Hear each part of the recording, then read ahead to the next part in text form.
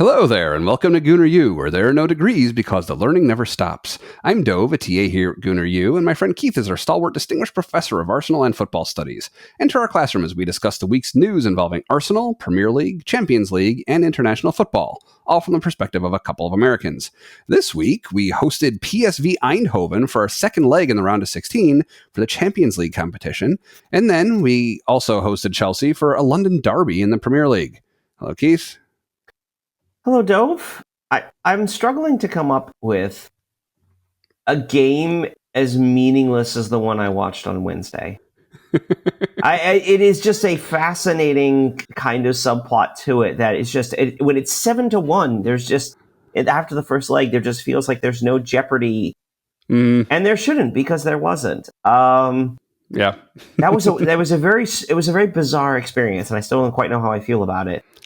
Yeah, well, I don't think we really have too much else to talk about before we head into PSV, so let's get started. I mean, it was apparently so meaningless that it sounds like, and I didn't get all the details, I only heard what the on-air commentators were saying, but I guess PSV gave out like all their ticket allotment for free to their fans as an apology for the blowout in the first leg. I mean, I hadn't heard that.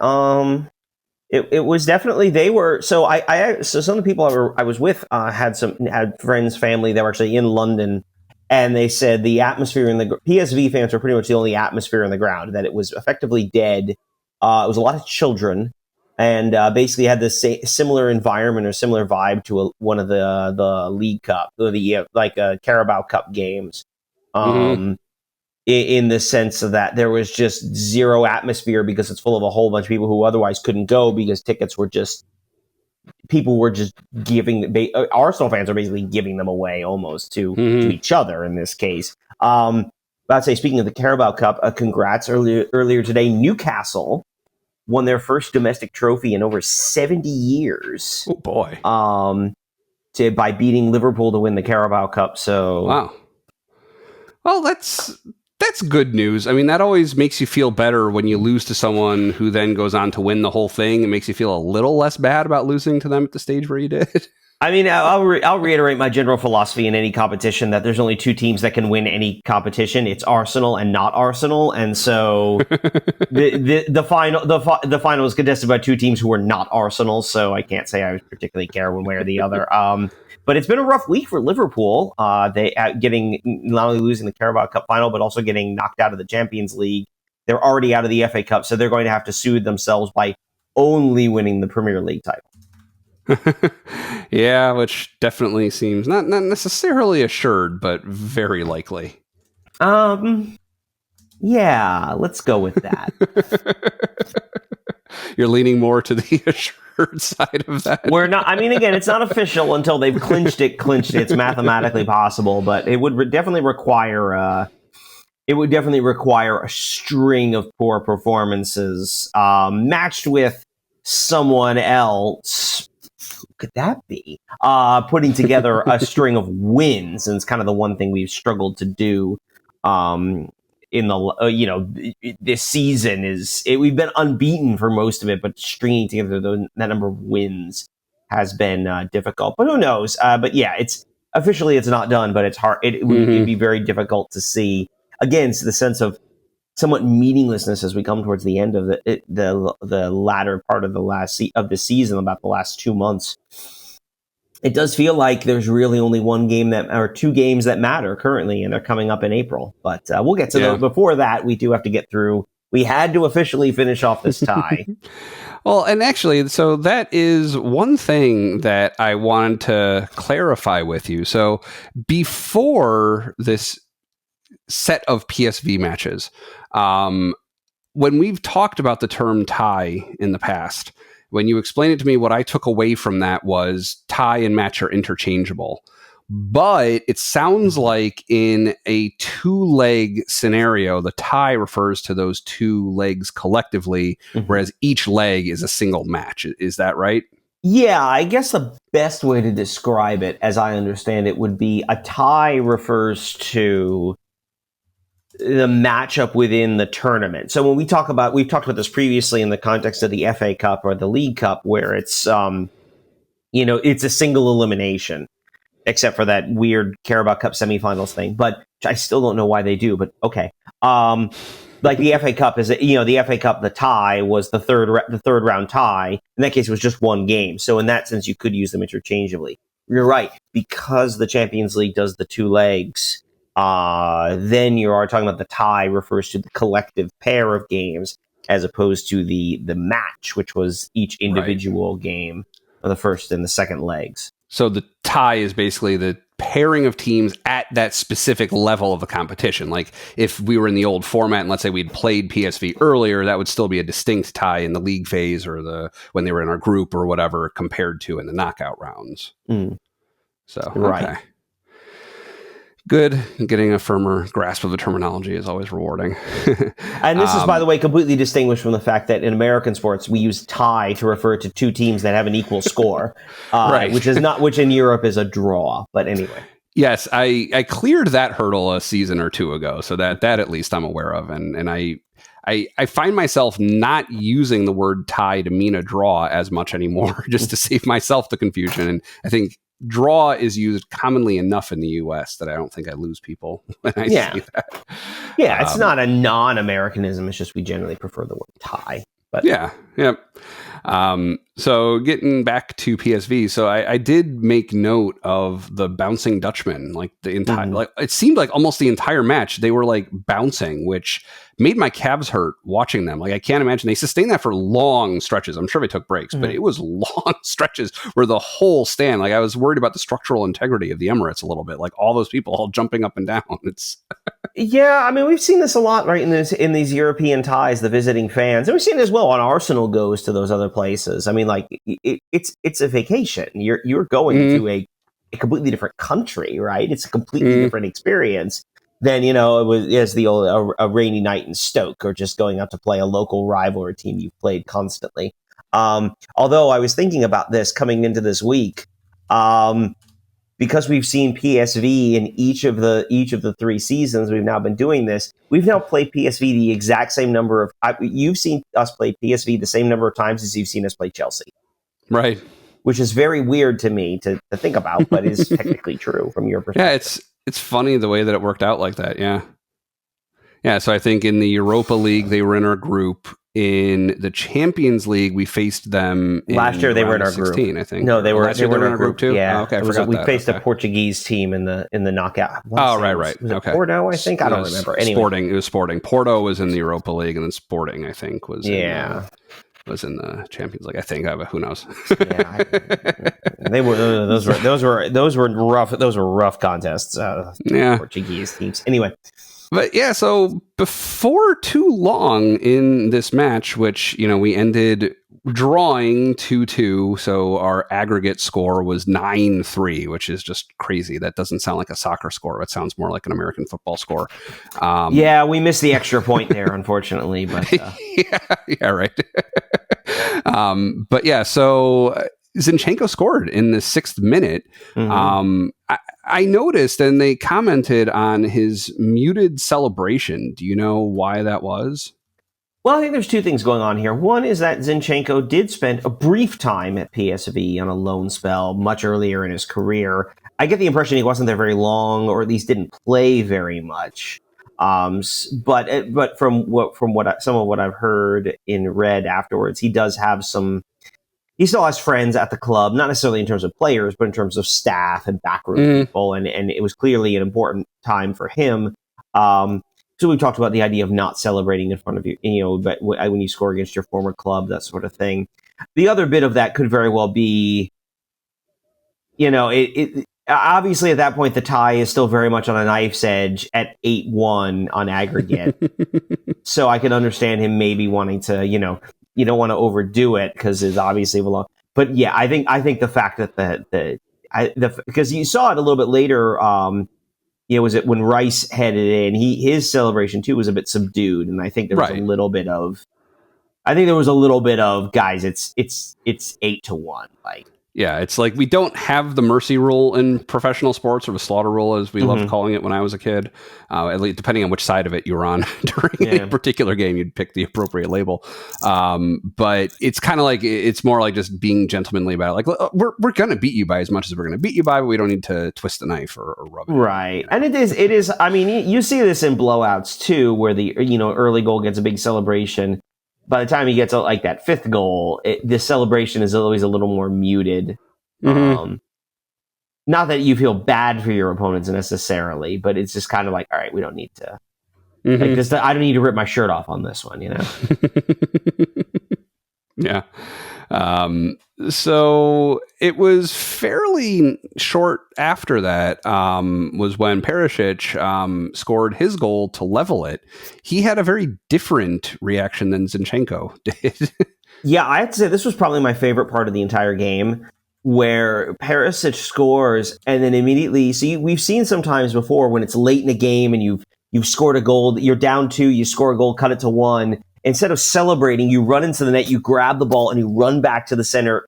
You put it in so you can get restarted as quickly as possible. And that's what Perešić does, which on the one hand is very funny, because it was at that point, was it 8-2 at that point? On the other hand, I mean, we talk about the professional pride here, like, if you're going to come back, that's how it happens. Right. Like, that's how you're going to have to do it. Now, again, I never felt in any real danger. I did think it was very amusing, but on some level, I'm like, no, that's actually probably the right thing to do there. You gotta act like you believe. And I think I don't know how much he really believed is an interesting question, but you gotta act like it at least. But I got a kick out of that. No, definitely. And it's kind of like we've talked about, like playing to the whistle. Like, it's not over till it's over. It is funny. Like Perešić, like I thought that he looked familiar. And then when they were saying his name, I was like, oh yeah, he plays for Croatia. And I remember seeing him because Croatia went pretty far in the World Cup the last time around.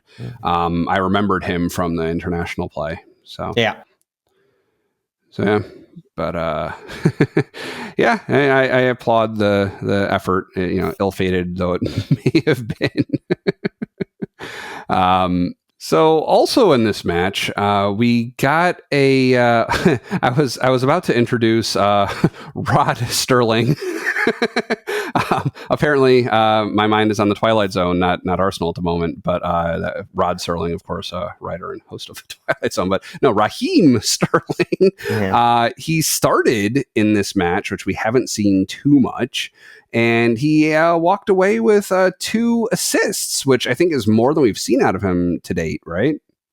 I mean, yeah, he is my most interesting man of the game, for many reasons. 2 assists, which is as good as he's looked. He also had that run in there in the first half where he drove in, he beat the last defender and got a one-on-one with the keeper. I think the stadium might have blown up had he done, like the crowd would have erupted had he actually scored. But of course he didn't. Poor Sterling. You feel for the guy, but man, that was something. And then he caps it all off with a yellow card right at the very end, which first off was a terrible tackle. Like, what is he doing? Right.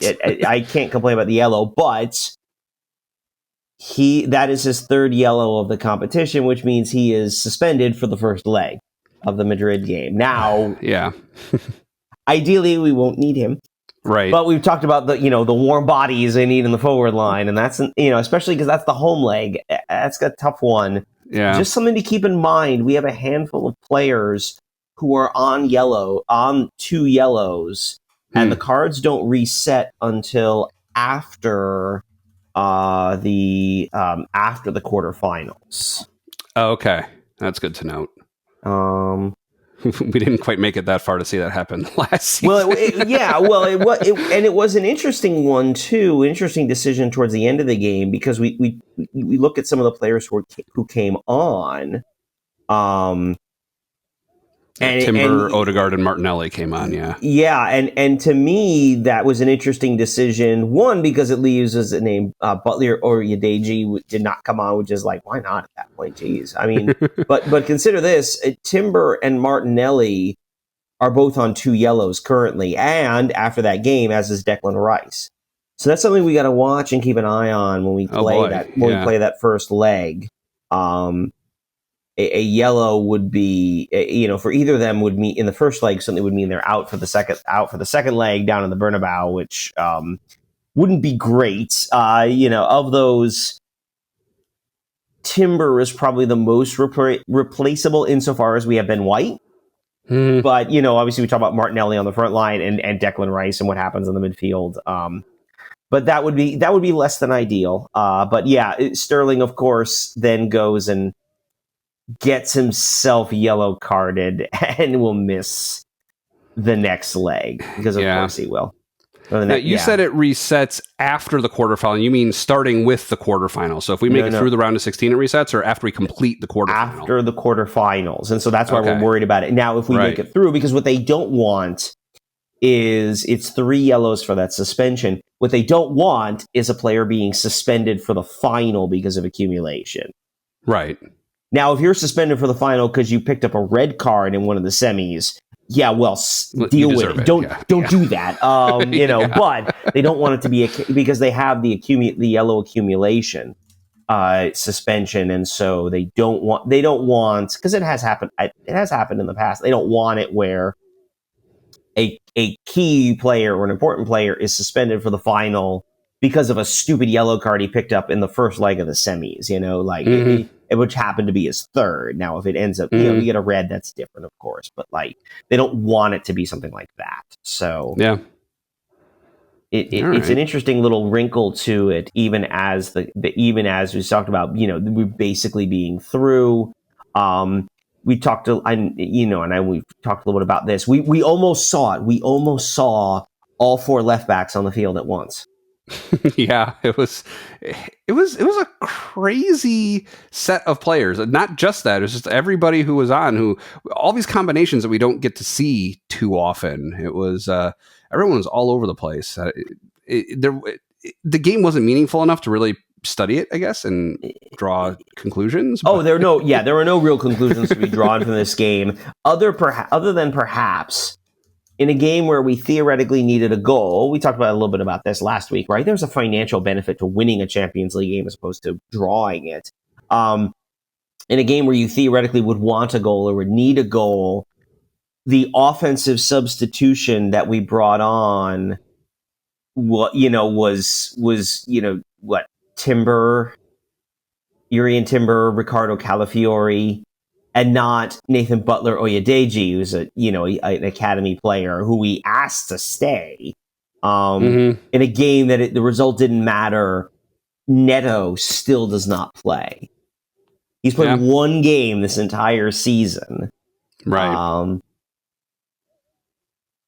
I don't know what I don't know what it says in this game that Kieran Tierney started up top. I don't even know what to make of that.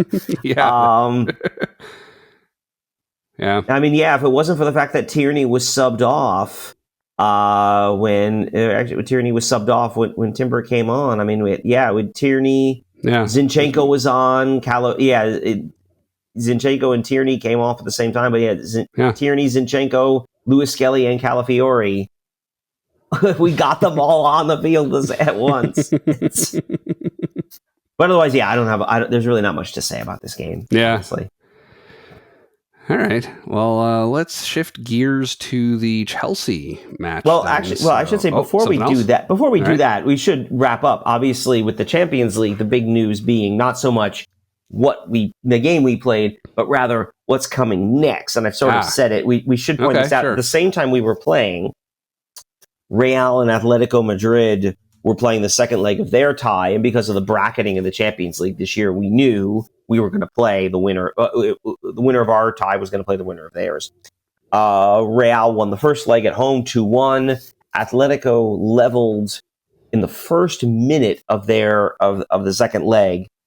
Real missed a penalty in the second half. It was a bonkers game. Frankly, we were watching more of that game than the second half of the Arsenal game. I couldn't tell you for long stretches things that happened in the Arsenal game because I was watching the Madrid one. It ended up going to penalties. Where and here's where the controversy comes in. So controversy. Okay. Oh yeah. Go on. So it was the second penalty taken by Atletico. Both teams scored their first. was taken by Julian Alvarez of the Argentine national team, formerly of Manchester City. As he was running up to the ball, he slipped, but he hit it. He slipped. His left foot slipped. That was his plant foot, but he strikes it with his right, scores. We move on. Except the VAR looks at it and ruled that when his plant foot slipped, it touched the ball, and therefore the penalty was a double touch, and therefore did not count. Oh, wow. And was disallowed. How much did it actually touch it? Like I have watched that video, and they were running it, and they were zoomed in. Yeah, I cannot see contact with the plant foot. And look, I mean, it's one of those rules we've talked about, like offside, right? If you're offside, you're offside. There's no, there's not really a gray area to that. Same with a goal. Either it's across the line in a goal, or it's not. This is one of those, there is no gray area. If you touch the ball, you can only touch the ball once when taking a penalty. And if you slip and fall, the answer is too bad. But I cannot see a touch. I can't see it. Now, I'm not saying it didn't happen. I'm not saying the VAR didn't, maybe had there's potentially some other angles maybe, but for the amount of time they look at it, and we talked about this with VAR, right? What is its purpose? Is the purpose to get every call exactly right, or to overturn, to use the language, clear and obvious errors? To me, there was no, if you take that long to do it and need that kind of zooming in, it's not clear and obvious. Right. And I just further didn't affect the play. Like if it moved it like a millimeter, it's not like it was enough to throw off the keeper or something like that. I mean, him slipping may have, but not from touching the ball a little bit. Oh yeah, I mean, again, this is only reviewed because it was scored. Had he missed, had he slipped and missed, then we wouldn't have bothered because who cared, right? The only other result was that it was. Atletico, by the way, are absolutely furious about this, as they should be. I mean, we've talked about officiating and dodgy decisions, and more to come on this very episode. That was pretty off. That one was pretty crazy, and I mean, yeah, that's and now having said that, Madrid had a penalty either saved or missed, but then a later penalty taker, I think it was Llorente, ends up hitting the crossbar, and so Madrid advances anyway, or Real Madrid advances anyway. I should say they're both Madrid. Real advances, and that sets us up with Real Madrid. Which the other sort of way to look at this is, I mean, first off, Real and Atletico are obviously arch rivals. Real is the most successful club in La Liga, they won the Champions League 15 times. Yeah. Which is a lot. They are sort of the dominant side. And for the last decade plus, Atletico has brought themselves up to that level. They won La Liga twice, which is pretty wild for, given the strength of Barcelona and Real Madrid in this period, and really all time. And they've beaten Real. They finished ahead of them in the league. They've beaten them in the league. In the Champions League, Real apparently has beaten them, I think they said, in the final, semifinals, quarterfinals, and round of 16. Oh, boy. Like all in the last decade and a half, which is just brutal. And to go out like this to a club which somehow, I don't know how they do it, but somehow always finds a way when it comes to the Champions League. Yeah, interesting. So I'm still kind of stuck on, when did Julian Alvarez move over to Atletico? I missed that.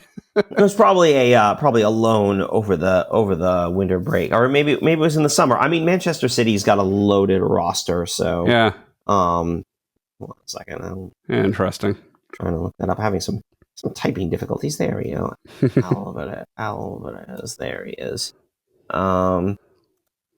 Let's see really quick. Is Manchester City? Yeah, he left this past summer. It looks like for a deal worth up to 95 million euros. Jeez. Okay.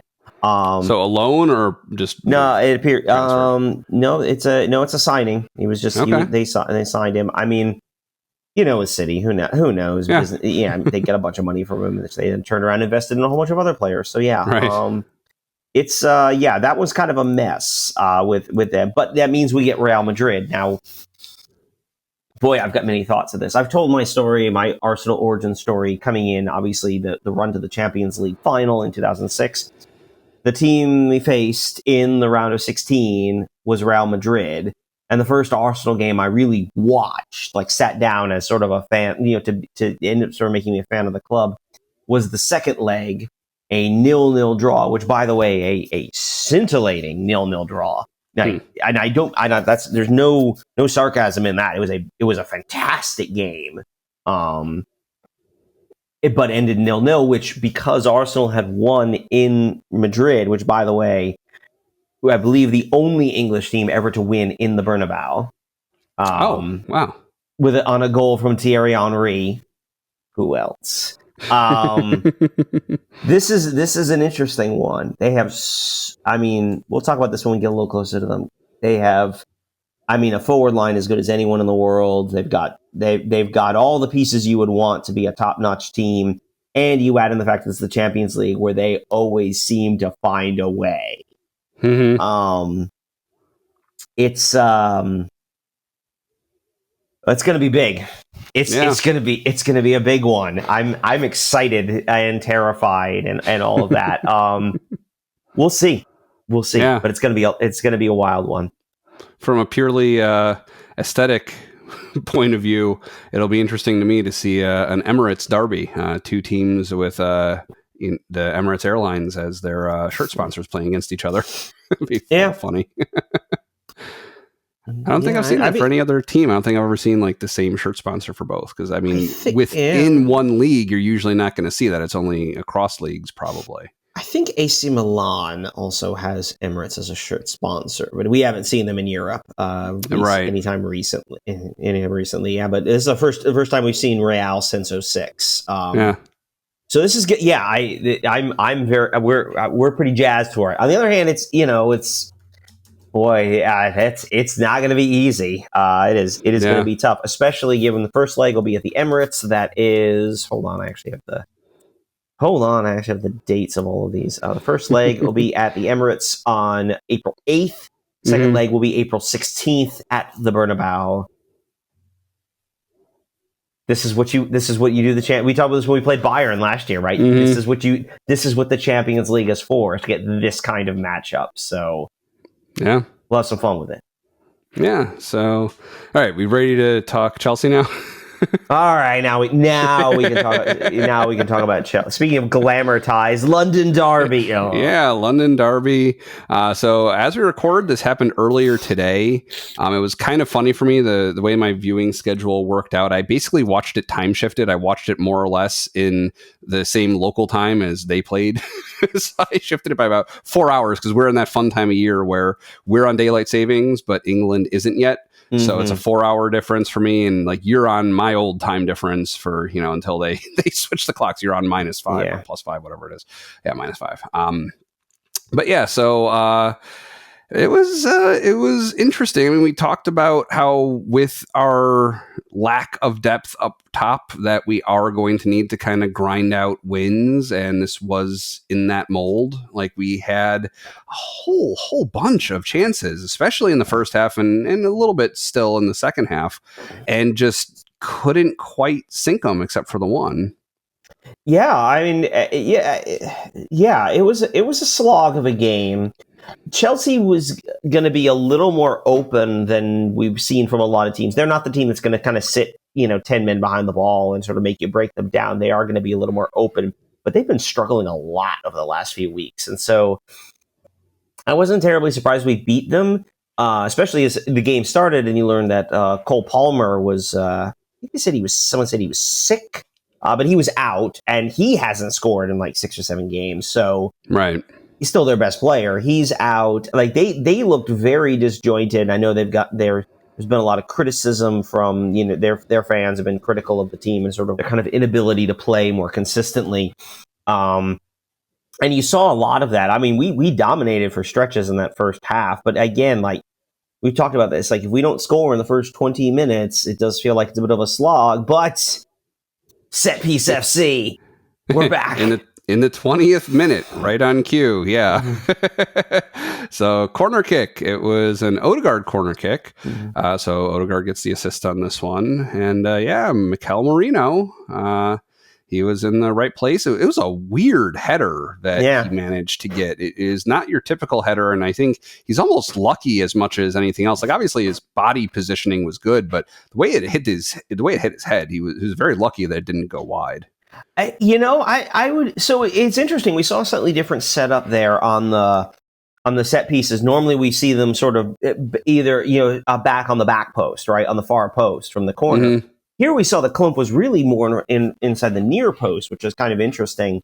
And so I kind of wonder if what Merino's attempting to do, kind of just heading it backwards, kind of hitting with the top of the set and going back, was more about just placing it across the box where there's going to be a greater scrum in the 6-yard box. And in that case, he was able to get it at the right angle, and it just floated its way into the net. Right. Instead of being like a secondary cross, it ended up just going in, basically. That's probably what I think is probably more what they were going for in that instance. Yeah, it could be, yeah. But yeah, I mean, it worked. You can't complain about that. It's a nice, what he was trying to do does not matter at all. It ends up being a nice finish, and 1-0 to the Arsenal. Yeah.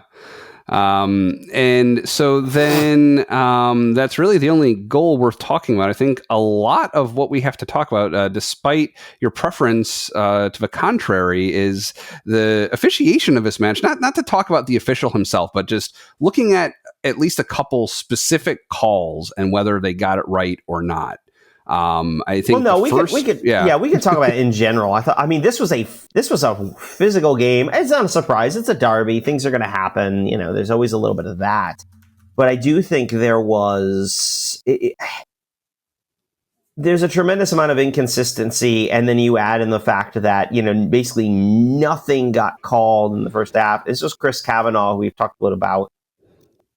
Kavanagh has this habit of not calling anything for a long time, to the point where you wonder did you remember to bring your cards to the stadium today? And then in the second half, giving them out for some kind of ticky-tack or stuff that he let go earlier. There are two instances there in the first half. Frankly, Chelsea is lucky to still have 11 guys on the field. I'm sorry, that was... Well, or I should say, or to not have it been, or they were lucky on that. And two of them. I guess we'll start with a handball. Yeah, so the first one, right. So the first one was in the 11th minute, so very early on. Timber was on the break. Cucurella was marking him, and he managed to get around him. Cucurella goes down in the process, and this is just inside the edge of the 18-yard box, like toward the corner post.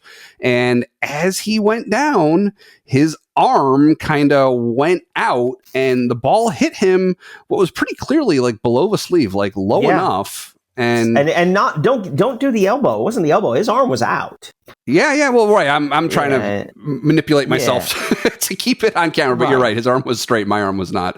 But yeah. So his arm was straight out, and it looked like he was trying to play the ball. It really looked like it.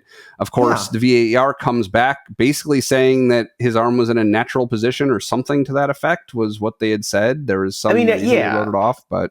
I mean, those I can always be a little more, that's what I'm looking for, a little more forgiving to the referee, because, of course, that's one of those things that happens so fast, and if he doesn't have the right angle on it, maybe he doesn't see it, and that's fine.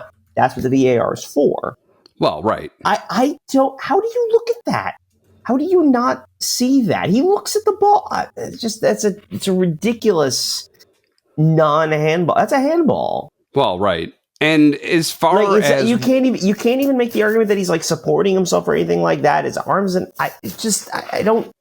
Yeah, it should have been a penalty. It should have been a penalty early on. Well, right. And as far as what VAR is empowered to do, I know they can give red cards. They can give penalties too if they catch that in review of a build up to a chance, right? Absolutely, we've seen that given as well. I think it was Saliba's red. We had the second one where he heads the guy, he runs his head into the guy. That was in the box, so it was a penalty and the red. Right. So, I mean, they review reds and penalties, or review for reds and for penalties. So they absolutely could have done that. And I'm kind of, I'm kind of baffled that wasn't called that way. And you're kind of left, and I hate to do the conspiracy theory thing, but yeah, you do. We know the feeling, right? That if it had been the other way, would we have gotten the benefit of the doubt on that? And I'm not 100% sure that's the case, which is not a feeling I like having. So yeah, that was I don't. Yeah, that's a handball. I don't think it's like Cucurella is like pulling a Luis Suarez and knocking it out of the goal. Like I don't think it's anything like that. But I mean, the ball hits his arm very clearly, and it's not where it should. His arm's not where it should be. That's a penalty. Yeah, no, definitely should have been. But of course, that wasn't the last controversial call of the first half, where shortly after Merino's goal, we had Declan Rice fouled by Fofana. So Fofana kind of knocks him to the ground a little bit. And then after he was on the ground, you see Fofana very clearly stamp his foot down on Declan Rice's thigh while he's lying on his stomach, like face down on the ground, gets stepped on hard. And Declan Rice, in protesting to the ref, like lifted up the leg of his shorts and was like pointing to the bruise on the back of his thigh that had already formed. Yeah. Again, like, I mean, the best defense you can make of Fofana in that instance is like the ball is trapped between Rice's legs. So you could argue he's trying to make a play on the ball there, but he steps on him. He freaking steps on. Like what? How? And Fofana had a handful of tackles here where he's getting studs into legs. It's shocking to me how they'll let what is clearly violent conduct go. And then Fofana picks up a yellow later in the game. Why? Because he futzed around with a throw-in. What are we doing here? Yeah, it kind of reminds me of like getting Al Capone on tax evasion charges. It's like, not really the point. And it was a stupid yellow, too. Well, the two of them go out for the throw-in. Yeah, Fofana and one of his teammates go out for the throw-in. They both pick up the ball. Fofana realizes, he's taking it. He chucks the ball in the field. Like, what are you thinking? Under what circumstances is that something you should do ever? What on earth? I mean, other than I guess he figured he's not getting penalized or anything today. So so why not? Where does that even come from? Like, what? So yeah, I mean, there were a handful of players. I mean, Cucurella is another player who has,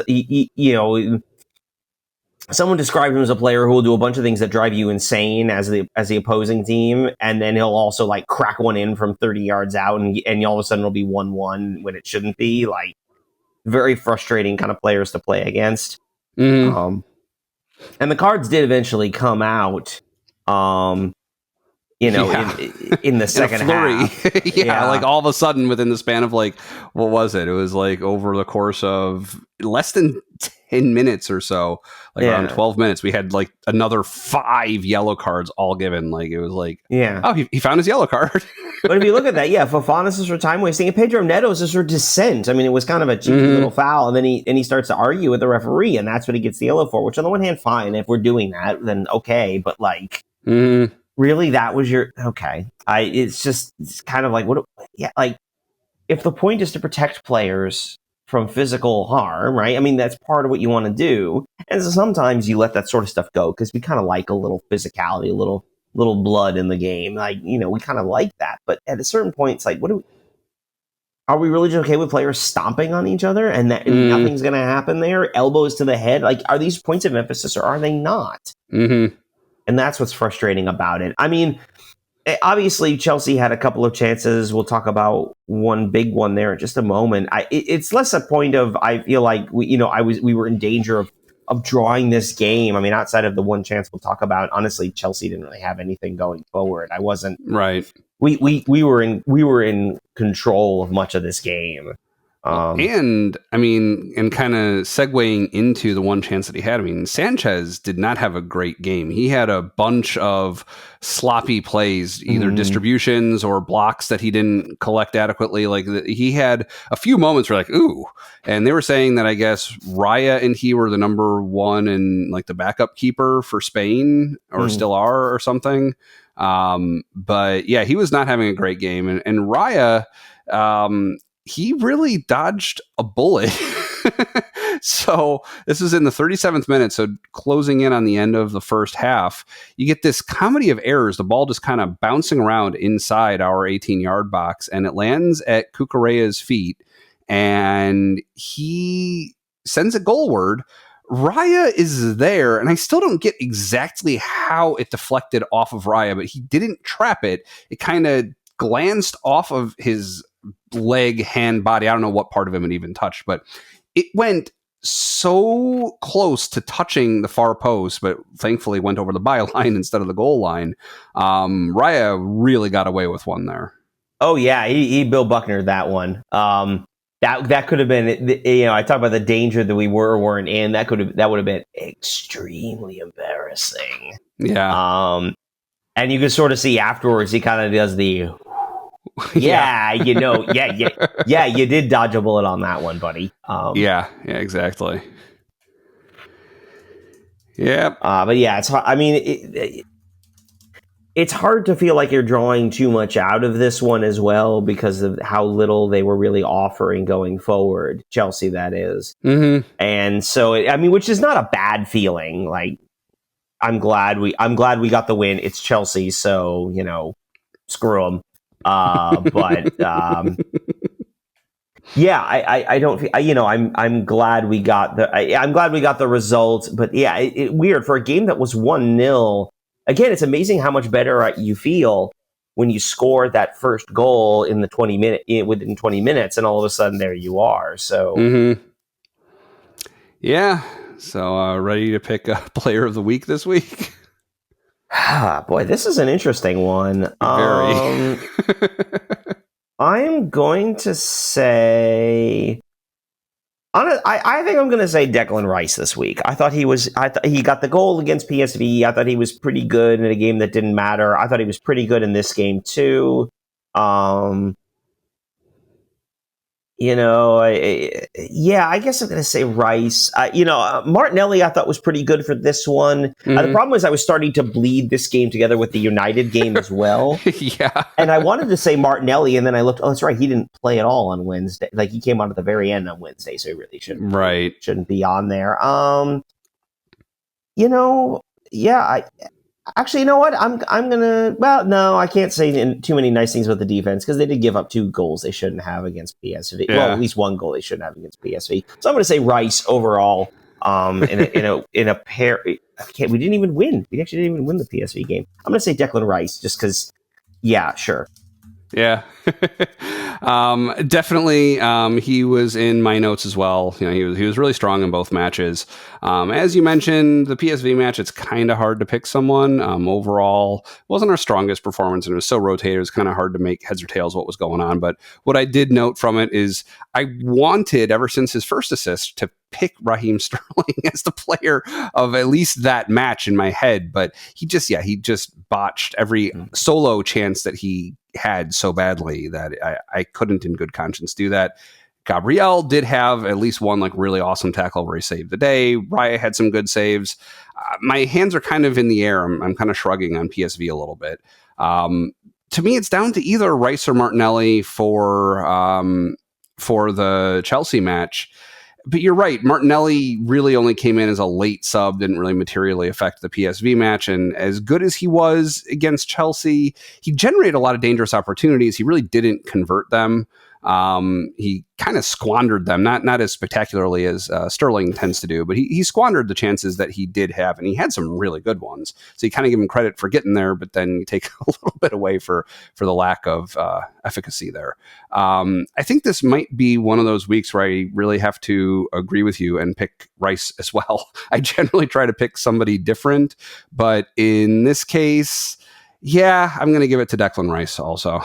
Especially since I didn't mention this, but especially since I picked Odegaard last week, and he had some good moments. He also had some embarrassing moments in the Chelsea match.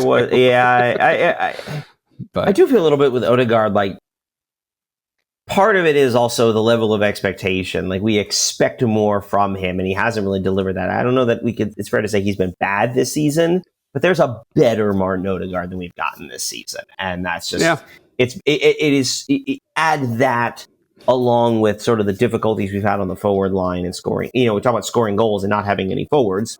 Okay. But Odegaard not quite being Odegaard has been a part of that too. And I think that's... I wonder with Odegaard too, how much of it is, we talked about all throughout last season and the beginning of this season where you have White, Odegaard, Saka, and like they each play so well with the other two. And I wonder how much it's really hurting his game, not having those guys ahead of and behind him. I wonder if that's part of it too with him. Oh, I mean, absolutely. That's a part of it. We like, and it hurt Saka at times too. That the interplay between the three of them was so critical to us last year. And we're really talking about how do we build that on the left side. I think part of the idea was, well, I think you think back to preseason, right? Calafiori, Martinelli, and maybe Declan Rice sort of moving in that, or maybe Kai Havertz is in there somewhere, but he's not really because he's more the center forward. Mm-hmm. But yeah, that's never that, we haven't been able, I mean, we've talked about this all season, right? Because of injuries, we haven't really been able to settle on a real good lineup. We've had lineups that we've run out consistently, but more out of necessity than any like, right. This is the 11. This is our best 11. Yeah. And we haven't really got it. And look, that's just the name of the game. That's how it goes. We're not special in the sense of like we're having that kind of difficulty. Everybody goes through that. But still, it's a little frustrating at times, and you'd like to see a little more. It's frustrating at times, and you'd like you could, especially given where we are in the standings, right? I mean, right. Just a few more results go our way, and all of a sudden we're breathing down Liverpool's necks instead of just trying not to be the team they clinched the title against. Yeah, exactly. Yeah, so I realize as I ask this that it's going to be a much lengthier segment than we're typically accustomed to on this show. But what is up for next week? Right. So it is an international break. So for Arsenal Football Club, there's nothing. Obviously, a number of Arsenal players are headed out with their international sides, including, we should shout out, Miles Lewis-Skelly received a call up to the England national team. So congrats to Miles. Ethan Wanyeri was not called up to the senior team. He'll be with the U21s, which is fine. I assume Gabriel was called up with Brazil. I see the usual smattering: Jorginho, Odegaard, Declan Rice. I'm pretty sure was called up to England as well. Sort of. I'm sure I'm missing players. Saliba. I'm sure I'm not thinking of everyone, but obviously the usual gang is headed off for qualifiers and other internationals. But from our perspective, we're going to shift our perspective international. We haven't done this in a few months. Was it November was the last time? It's been a long time, yeah. So we should look at a couple of things coming up this week. First is here in CONCACAF, our home region, is the finals of the Nations League. So out in Inglewood, California, which is basically just LA, will be USA Panama in one semifinal. That'll be on Thursday, and then following that one will be the other semifinal, Canada and Mexico, and then there will be a third place game and a final on Sunday to determine the winner of the CONCACAF Nations League. So the U.S. has won all three editions of the competition so far. Let's go 4 for 4, guys. Otherwise, big list of World Cup qualifiers coming up. Deep breath. Here we go.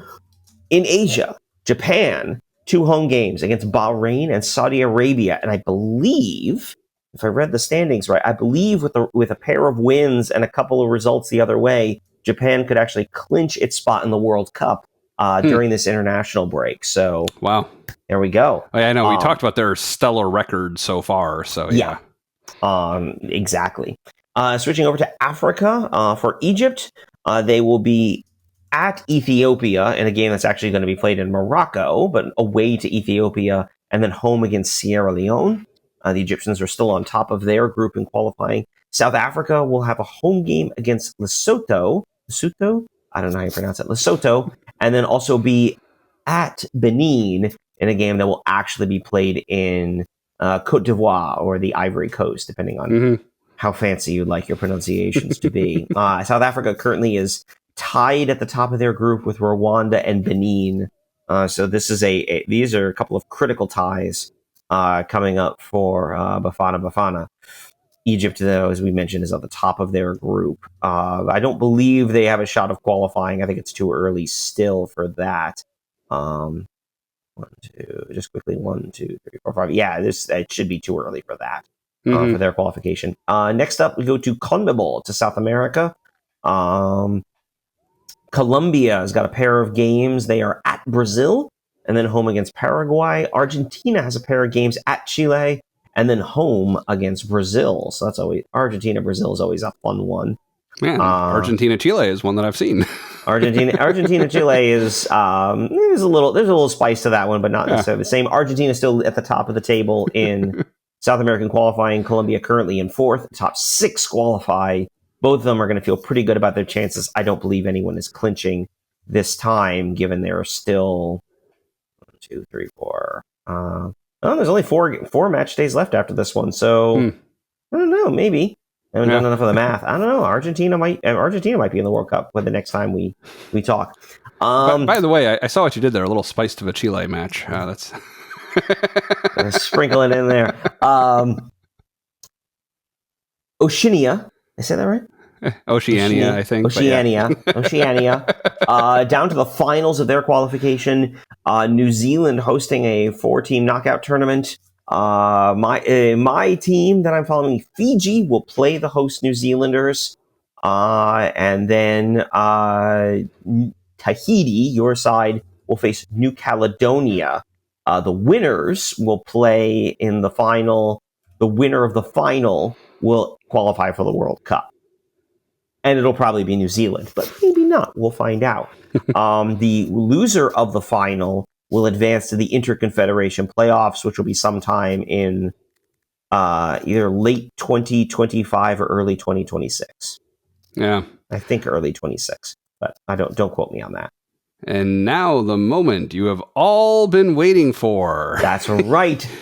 Finally joining the World Cup qualification party where our last teams are picking. It is UEFA, the United Union of European Football Associations, the European qualifiers. They're a mess. Basically, here's the simplified version.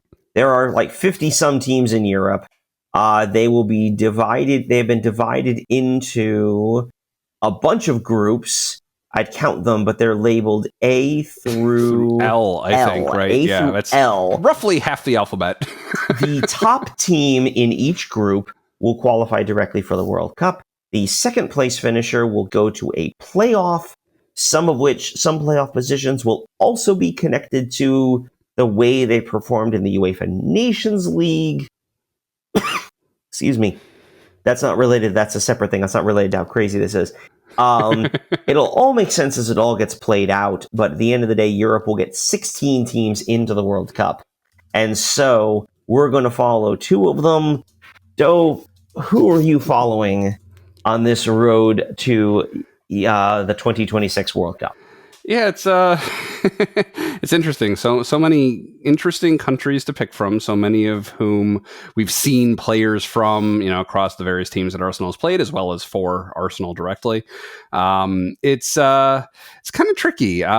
There's kind of a fanciful one that I have in my head, and then there's one that I think makes a little bit more sense. Maybe I'll present them both to you and let you guide me as to which one might be more fun to follow through the show. So the more serious one, and I think probably pretty obvious, would be Norway. We have Odegaard playing for Norway. They're a little bit of a long shot. I think they don't generally go too far in international competitions because it's kind of the Odegaard and Haaland show from what it sounds like. But that one might be interesting. The slightly more fanciful one, although they are positioned pretty high compared to Norway within the UEFA rankings. In my family, my son and I are very much into Lego. We spend a lot of time playing Lego video games and watching Lego movies and building Lego. Denmark might be kind of fun just for that reason. The home of Lego. I don't think there's a bad choice in that one. To me, Norway's a really interesting one to think about too, because as you talked about, they have Odegaard, they have Erling Haaland, they have 2 of the best players in the world, and they're not good, right. Which is really shocking how poor they are. Denmark fits in the now. I will explain. I have the team I'm following, which is neither of those. And, this is going to sound, in retrospect, this will sound weird when I say it, but Denmark is a team that's very likely going to qualify for the World Cup. So it's hard to look at Denmark and say, oh yeah, that's a team. That's a team like I want to, or that's a team I don't know. There's that jeopardy attached to them. We could do this. I'm going to throw this at you because I had a thought in mind. What if we didn't end up picking a pair of European teams because there are so many of them and the qualification is so weird? And that says, sure, have Denmark and Norway. Be Nordic. Be Nordic about this. Porque no los dos, like we said before with other stuff. Yeah. Yeah. Okay, that's fun. I think, and especially we are a largely European-focused show. I think I don't have a problem with that. That makes sense. All right, then we'll go with that. So you will have Norway and Denmark, which, by the way, I'm just pulling up some schedules really quickly here. So I have a lot of tabs open. I'm not a big guy who has lots of tabs open. So this is kind of it's new for you. This is driving me a little bit crazy. Norway is in Group I. They are in a group with Israel, Estonia, Moldova, and the loser of the Germany-Italy quarterfinal in the UEFA Nations League. That will be played out. There are the top 8 teams in Europe are in the quarterfinals of the Nations League. Their final spot in their determination, their slot in the group will be determined by how they do during this break when they're off. So Norway will know the last team in their group once that gets done. But currently in this break, they will be playing away to Moldova, and then also they will be playing an away match against Israel, but it will be played in Hungary, in Debrecen, Hungary. So they will not be going down. Presumably the violence in the region makes a trip to Israel a less appetizing proposition from UEFA's perspective. So Norway will have those 2 matches in this break. As for Denmark is in the quarterfinals of the Nations League, so they will be facing off against Portugal in this break. 1 leg in Copenhagen, 1 leg in Lisbon, and their qualification. Let's see if I can find where they are. The winner will go into Group F with Hungary, the Republic of Ireland, and Armenia, and the loser will go into Group C with Greece, Scotland, and Belarus. Interesting. So, who have you picked? So, I'll keep this short and sweet just because we're already starting to run a bit long here. So, for my sort of secondary team, we'll call it, I'm going to pick the Czech Republic. Okay. I have a little bit of Central European ancestry. I've always been somewhat fascinated with the Czechs. They're a fun one. They, when they're good, they're very good, but they haven't been particularly good in a while. So I'm going to follow the Czechs. They're listed as Czech Republic. You'll sometimes see them as Czechia, right? Which is kind of a new thing that's been developing. I'm going to fun fact: the only European country that I've actually set foot in. Ooh, there you go. Then I have not, and I hear wonderful things about Prague, though. I hear it's very nice. The Czech Republic is in Group L, where they will currently with Montenegro, the Faroe Islands, Gibraltar, and the loser of a quarterfinal between France and Croatia. Does Gibraltar actually have people, or I just seem to recall something about monkeys on a rock or something? Yes, it has people. They're mostly British, by the way. So they just have British sheltered. So imagine they're good at they really like soccer. So yeah, as it turns out, so the Czechs this break will play. They will host the Faroe Islands and be away to Gibraltar, which game will not actually be played in Gibraltar. It'll be played in Portugal. Presumably stadium size and quality is playing a role in that. It comes to UEFA in that regard. So the Czech Republic will be one team, and then I'll take another team closer to the top. I'm going to take Italy. It's interesting. So I am of largely Italian extraction. Right. But I feel almost nothing for the Azzurri. I don't care for them very much, actually. But what I do find interesting is that Italy has won 4 World Cups, is one of the premier international sides, has actually missed qualification for the last 2 World Cups, which is crazy to think about. Yeah. Now, in between, by the way, we should point out, they won the Euros. So this is a very good team. They're the Italians. They're always a tough out. However it goes, They are in the quarterfinals of the Nations League. They're playing Germany this time. They will play one leg in Milan and then one leg in Dortmund. And then if, depending on the results, they will either be in Group A with Slovakia, Northern Ireland, and Luxembourg, or scrolling down, where are you? Or in Group I with Norway, Israel, Estonia, and Moldova. So we'll add those in. We'll point those out. We'll keep an eye on the UEFA competition, the UEFA qualifiers as we go forward as well. So, but that's it. Everyone's involved in qualification. Now it's just running things out and getting us to the World Cup, which is next summer. We are a year and a half away from. Less than a year and a half away from the World Cup being in the U.S., which is very exciting. Yeah. Just remember, prima la carne. For those Italian soccer players. Thanks for joining us at Gooner U. If you're watching on YouTube, you can also listen to our show on Apple, Spotify, and some other places. If you're only listening, try watching us on YouTube with the link in the show notes. Your homework for today is to tell one friend about our show. Surely you have one other Gooner in your life, right? Let them know about us. Hopefully you like the show, and hopefully they will too. We record the show using Zencastr. If you'd like to try it out, you can support Gooner U by signing up using the link in the description, which also has links to everything we talked about and our social pages. Again, my name is Dove, and you can find me on Twitter at Dove Frankel. With me, as always, is Keith, and you can find him in a pub watching Arsenal matches. Happy international break, everyone.